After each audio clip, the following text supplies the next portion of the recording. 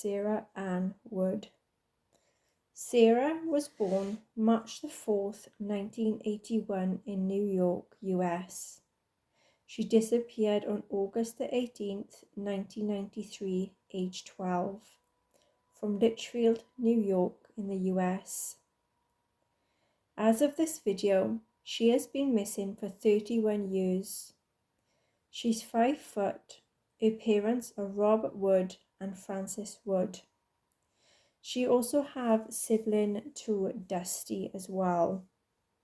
She's a Caucasian female, 96 pounds, shoulder-length curly brown hair, blue eyes, and has freckles on her face, scars on both legs, one toe on each of her feet is disabled.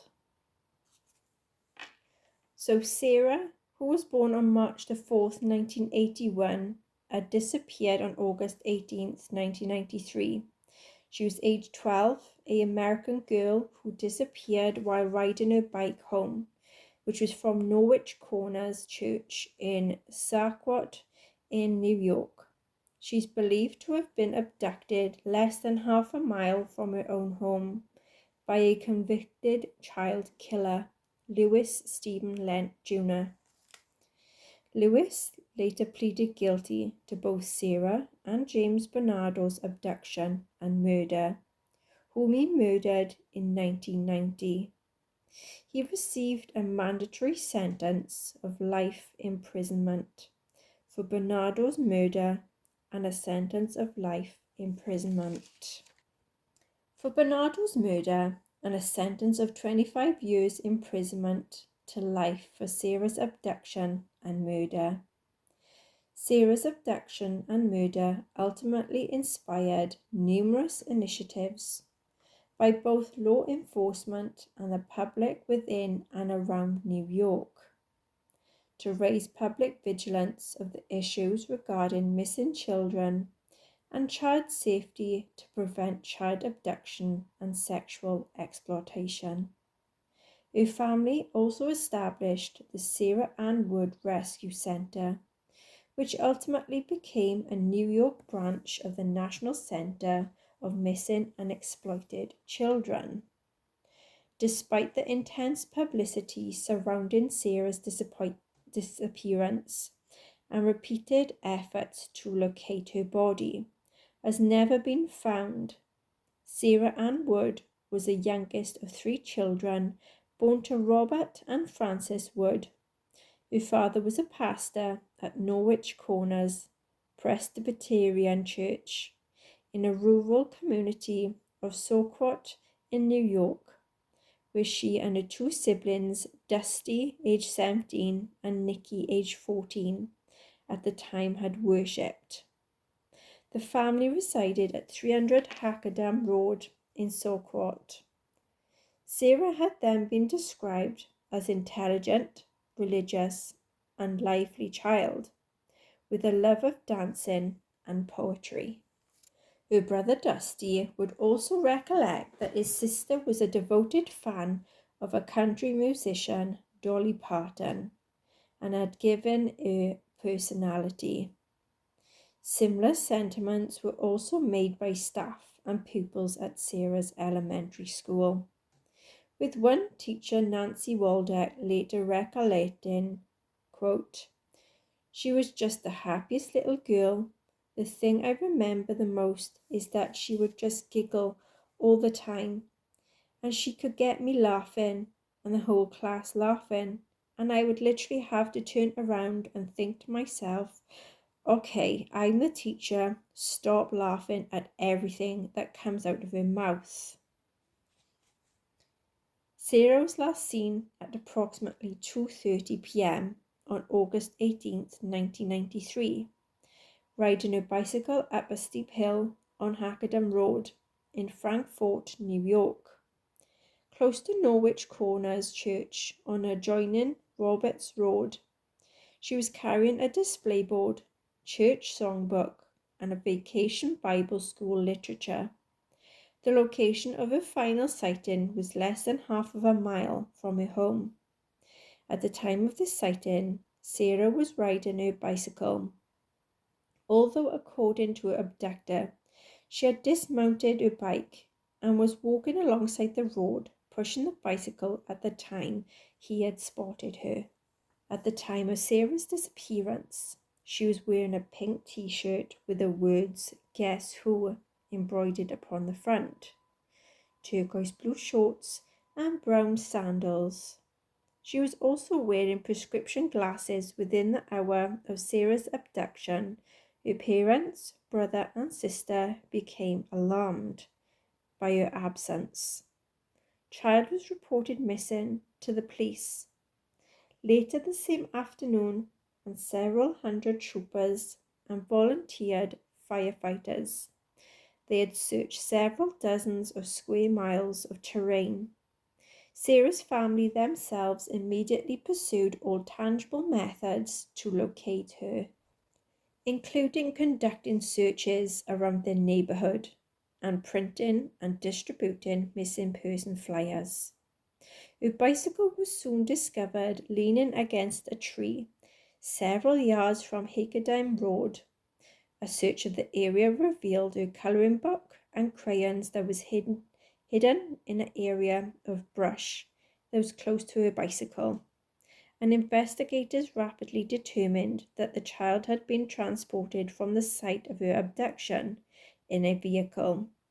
An extensive search of the vicinity of Sara's disappearance and other potential areas of interest was conducted over the following 5 days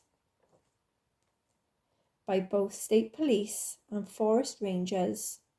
These ground-level efforts and extensive public appeals for information leading to Sara's whereabouts and safe return had failed to either locate the child or yield clues to her whereabouts. Although the extensive news coverage of her disappearance was galvanized much of the public throughout upstate New York and the ongoing efforts to locate Sara, it had received considerable media attention. More than 1,000 leads were received and either pursued or discounted, and a public reward for Sara's safe return ultimately reached over $150,000. Police searches were bolstered by hundreds of members of the public who had assisted in the search and provided refreshments for volunteers and investigators alike. Teal ribbons symbolizing Sara were also placed in numerous public locations by the week following Sara's disappearance. The effort to recover her alive or deceased had expanded statewide, then nationwide. All developments pertaining to the search were relayed into an improvised headquarters that was named the Rescues Sara Center in New Hartford, New York. Thousands of missing persons posters were circulated across America, and appeals and updates regarding Sara's abduction were broadcast upon 48 Hours and America's Most Wanted. In 1996, a 45-year-old janitor named Lewis Stephen Lent Jr. of North Adams, Massachusetts, was formally charged with Sara's abduction and murder. Lewis had been arrested and convicted of attempting to abduct a 12-year-old girl. Her name was Rebecca Savarez, at gunpoint in Pittsfield on January 7, 1994. This attempted abduction failed when the child feigned a severe asthma attack. As she attempted to drag her by her backpack into his pickup truck that was allowing her to free her arms from the straps of her bag and to flee. Savara's then attempted abduction had been observed by an eyewitness who followed Lent's vehicle from a discreet distance until he had noticed that his license plate number, which he relayed to the police. A search of the kidnapped vehicle revealed duct tape, a knife, a gun, a pair of child's sunglasses, and some candy. And a search of Lewis's van revealed Rebecca's backpack and a loaded revolver. A search of Lewis's Lanesborough home had revealed an intricate private chamber that was in the process of construction that was beneath the house, which Lewis had then confessed he had been constructing for the sole purpose of restraining and abusing future victims, primarily female, prior to their murder.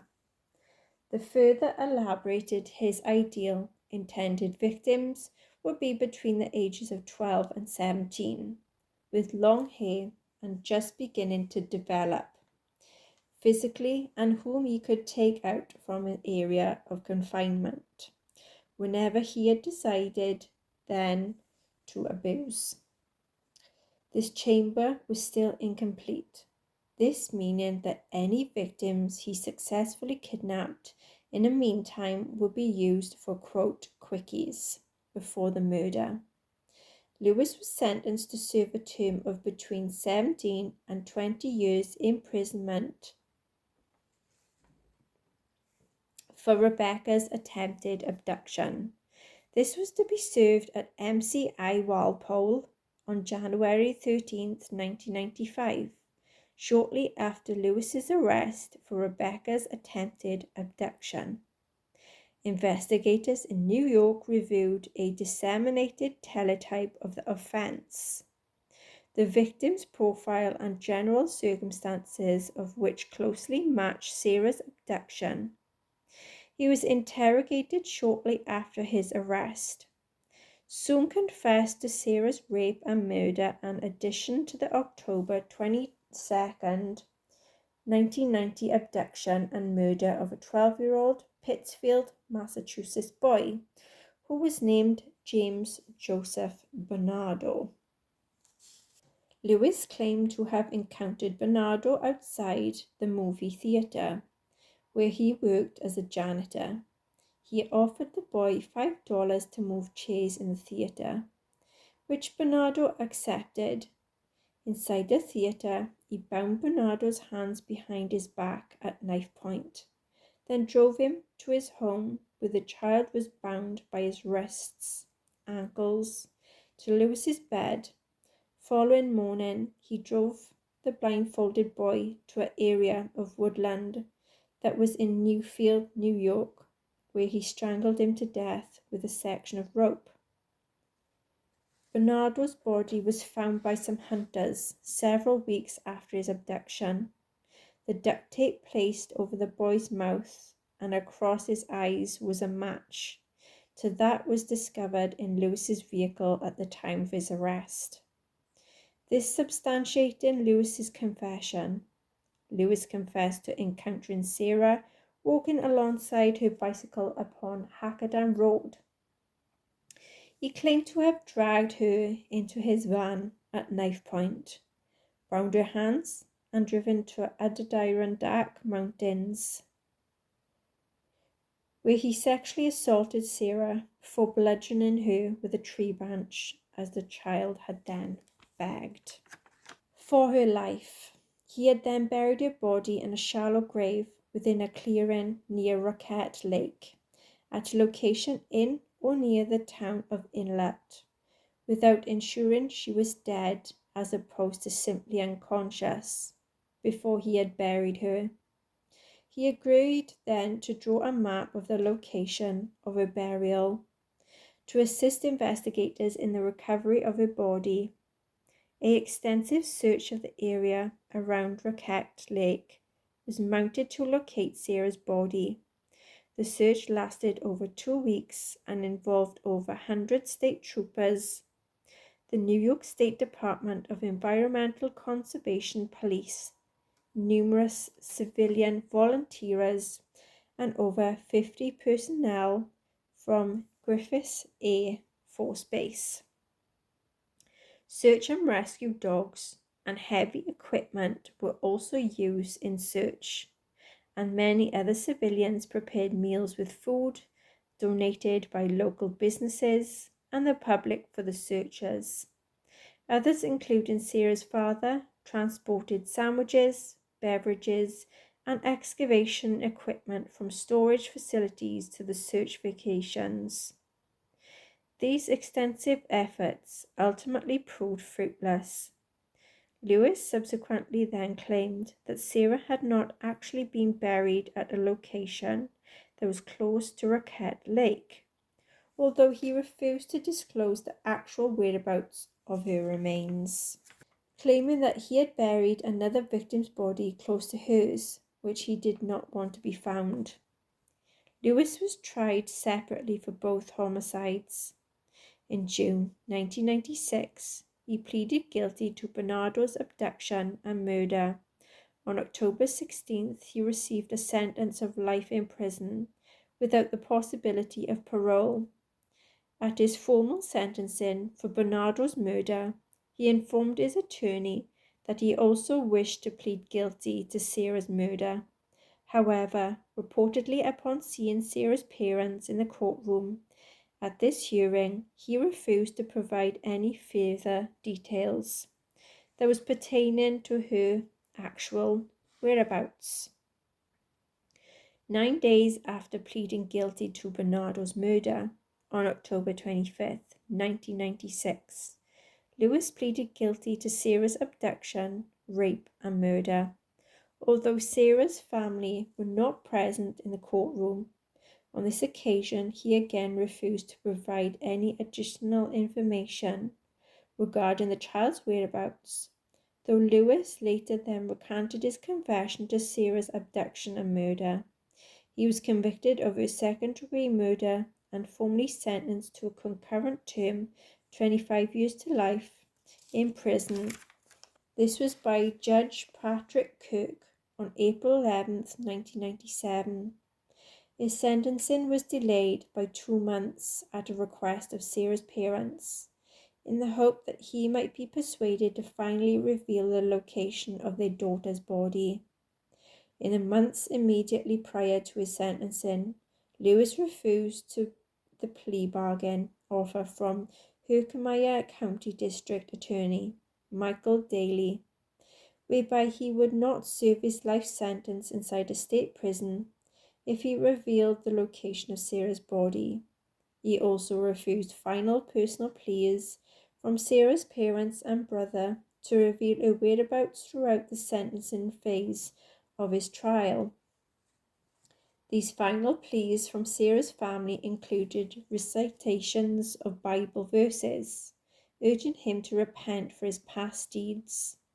Final request from Judge Kirk to Lewis to reveal the location of her body immediately prior to his imposing sentence was also ignored, prompting the judge to remark he would have no hesitation in imposing the death penalty, that is upon Lewis had he the legal option to do so in this case. Lewis is currently incarcerated in Pittsfield, Massachusetts. Investigators have not discounted future visits with him to then discuss whereabouts of Sara to see where she is buried. Although Michael Daly has stated he believes Lewis has taunted Sara's family and investigators alike by then refusing to reveal her burial location, stating in 2013, quote, "I believe that he has misled us intentionally in a number of different areas, but he has given us all the information that we need to find the location. He just hasn't given us the final piece, and he is challenging us to find that ourselves." 2013, Lewis confessed to the November 6, 1992 abduction and murder of the 16-year-old James Donald Lusher, a mentally disabled teenager who disappeared while riding his mountain bike to his grandparents' home. This was in Blandford, Massachusetts. He agreed to confess to this murder in exchange for his not being prosecuted. According to Lewis's confession, Lusher was abducted close to his Westfield, Massachusetts home and his body had then been discarded in the town of Beckett. Lusher's bike was discovered several days after his disappearance, although his remains have also never been recovered. Lewis is also considered as a suspect. This is in the 1986 disappearance of Tammy Ann McCormick, a 13-year-old Sara Springs Junior High School student. McCormick was last seen alive by her older sister, whom she informed of her intentions is to hitchhike to school, but she never arrived at her destination. Although McCormick had informed school friends of her intentions, this was to run away to Florida. Prior to her disappearance, she did not take any of her personal belongings. Foul play is suspected in her case, with Arthur Mason Slaybaugh also named as a prime suspect following Sara's disappearance. Her family founded the Sara Ann Wood Rescue Center. The center amalgamated into the Mohawk Valley branch of the National Center for Missing and Exploited Children, the NECMEC, and remains operational. This facility is located in Utica, which is in New York.